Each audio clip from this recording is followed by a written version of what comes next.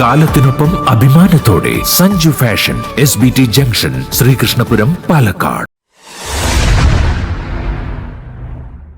ഗുപ്തൻ സേവന സമാജം ശ്രീകൃഷ്ണപുരം മേഖലാ വാർഷിക സമ്മേളനവും കുടുംബസംഗമവും അനുമോദന സദസ്സും നടന്നു. ശ്രീകൃഷ്ണപുരം കമ്മ്യൂണിറ്റി ഹാളിൽ വെച്ച് നടന്ന സമ്മേളനം സംസ്ഥാന പ്രസിഡന്റ് കുട്ടികൃഷ്ണൻ മാസ്റ്റർ ഉദ്ഘാടനം ചെയ്തു. മേഖലാ പ്രസിഡന്റ് ഗോപാലകൃഷ്ണൻ കറുത്താത്ത് അധ്യക്ഷനായിരുന്നു.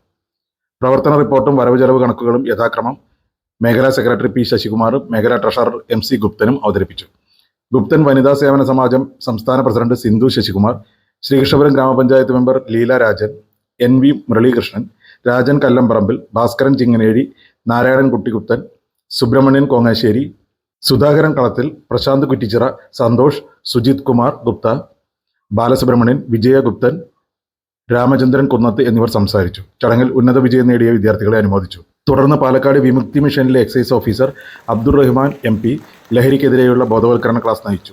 23 വയസ്സുകാരനായ ചെറുപ്പക്കാരൻ തന്റെ കുടുംബത്തിലെ 5 പേരെ അതിമാരകമായി ചുറ്റിക്കൊണ്ട് തലക്കടിച്ച് കൊലപ്പെടുത്തി.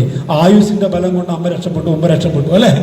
അതിന്റെ ഞെട്ടലിൽ നിന്ന് കേരളം ഉണരും മുമ്പ് 14, 15, 16 വയസ്സുള്ള സഹപാഠികൾ 5 പേര് ചേർന്നിട്ട് ഷഹബാസ് എന്ന തിങ്കളാഴ്ച SLC പരീക്ഷ എഴുതേണ്ട ഒരു വിദ്യാർത്ഥിയെ വെള്ളിയാഴ്ച നഞ്ചക്ക് പോലെയുള്ള മാരകായുധങ്ങൾ കൊണ്ട് തലക്കടിച്ച് കൊലപ്പെടുത്തി അല്ലെ. അപ്പൊ കേരളം മുഴുവൻ ഞെട്ടി ഉണർന്നു. മൊത്തം ലഹരിയായ ചർച്ചാ വിഷയം, എല്ലായിടത്തും ഭയങ്കര ബോധവൽക്കരണമായി എന്ന് നിങ്ങൾ കേട്ടോ. കാത് തുറന്നിട്ട് രക്ഷിതാക്കൾ കേട്ടോ. 23-കാരനായ അഫാൻ ജീവിതത്തിൽ ഒരു മയക്കുമരുന്നും ഉപയോഗിച്ചിട്ടില്ല. അഫാന്റെ കെമിക്കൽ റിപ്പോർട്ടിൽ ഒരു മയക്കുമരുന്നും ഉപയോഗിച്ചിട്ടില്ല. ആഴ്ചകൾക്ക് മുമ്പ് മദ്യം കഴിച്ചാൽ അതിന്റെ എഫക്ട് മണിക്കൂറുകൾ മാത്രമാണ്. അഫാൻ നടത്തിയ സീരിയൽ കില്ലിംഗ്, 23 വയസ്സുകാരൻ നടത്തിയ 5 കൊലപാതകത്തിന്റെയും പുറകിലുള്ള കാരണം മയക്കുമരുന്നും മദ്യവുമല്ല. അതാണല്ലോ നമ്മുടെ ചർച്ചാ വിഷയം.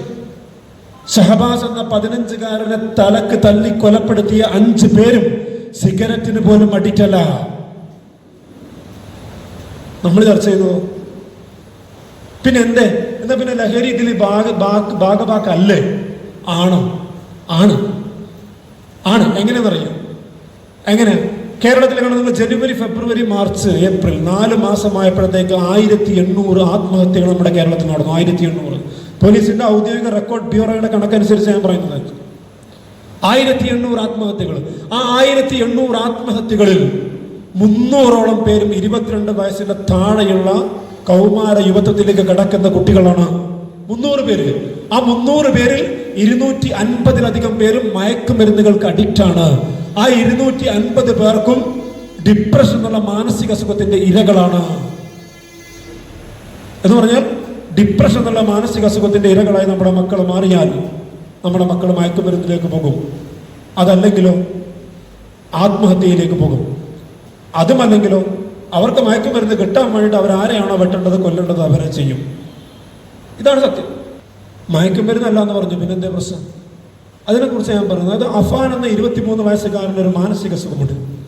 ഇമ്പൾസീവ് റിയാക്ഷൻ എന്ന് പറയും, സൈക്കിക് ഡിസോർഡർ. ഇമ്പൾസീവ് റിയാക്ഷൻ, പെട്ടെന്നുണ്ടാകുന്ന പ്രതികരണങ്ങൾ എന്ന് പറയും.